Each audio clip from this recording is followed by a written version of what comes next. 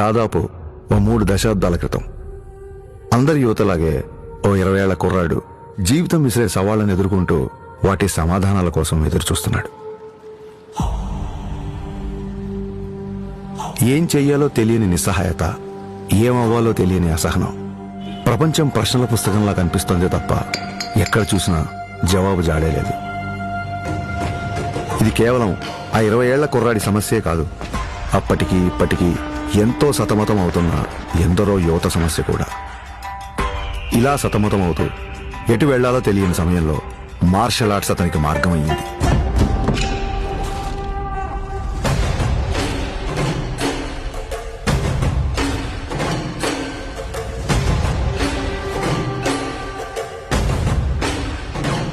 Martial arts అంటే చాలా మంది అనుకున్నట్టు అవతల వాళ్ళని కొట్టడమో పడగొట్టడమో కాదు.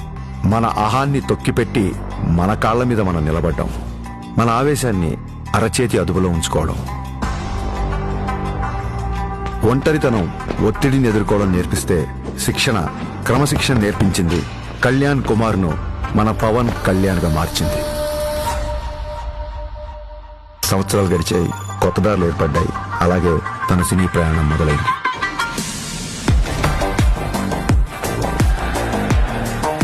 తను నేర్చుకున్న కళకు శిక్షణ తోడయ్యేసరికి అది తెర మీద నిజంలాగే కనిపించింది.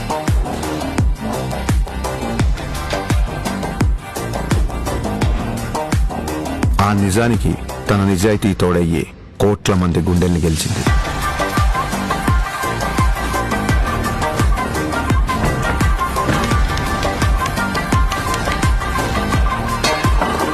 ప్రయత్నంలో లోపం లేకపోవడంతో ఫలితానికి సంబంధం లేకుండా ఎంతో మంది అభిమానుల్ని ఆయన దగ్గరికి చేర్చింది.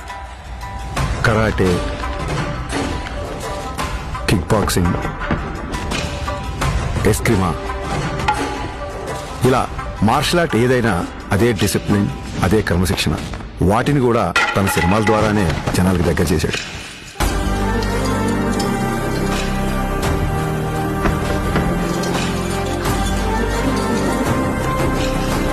సినిమాల్లో చూపించే స్టంట్లు, ఫైట్లు జనరంజకంగా, ఆకర్షణీయంగా ఉంటాయని మనందరికీ తెలుసు.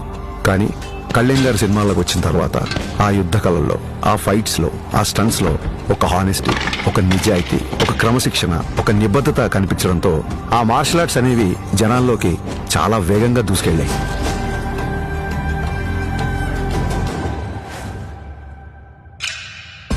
అసలు మార్షల్ ఆర్ట్స్ ఫిలాసఫీ చెప్పేది ఒకటే, కంటిన్యూస్ లెర్నింగ్, నిరంతరం నేర్చుకోవడం. అందుకే ఇప్పటికీ ఓ స్టూడెంట్లా మార్షల్ ఆర్ట్స్ లో తన ప్రయాణాన్ని కంటిన్యూ చేస్తున్నారు. తన తపనకి, సాధనకి, మార్షల్ ఆర్ట్స్ ని జనాల మధ్యలోకి తీసుకువెళ్లడంలో ఎన్నో ఏళ్లుగా తాను చేస్తున్న కృషికి గుర్తింపుగా డిసెంబర్ 30, 2025న ఆయన అపూర్వమైన గౌరవాన్ని అందుకున్నారు.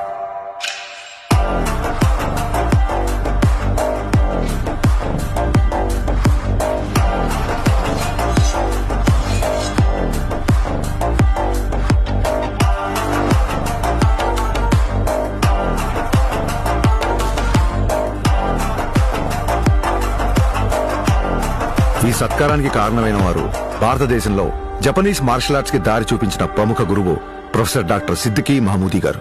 గోల్డెన్ డ్రాగన్ సంస్థ ద్వారా భారతదేశంలో జపాన్ బూడో పరంపర వ్యాప్తికి కృషి చేస్తూ కేవలం దేశంలోనే కాదు, ప్రపంచవ్యాప్తంగా గుర్తింపు పొందిన మార్షల్ ఆర్ట్స్ గురువు ఆయన.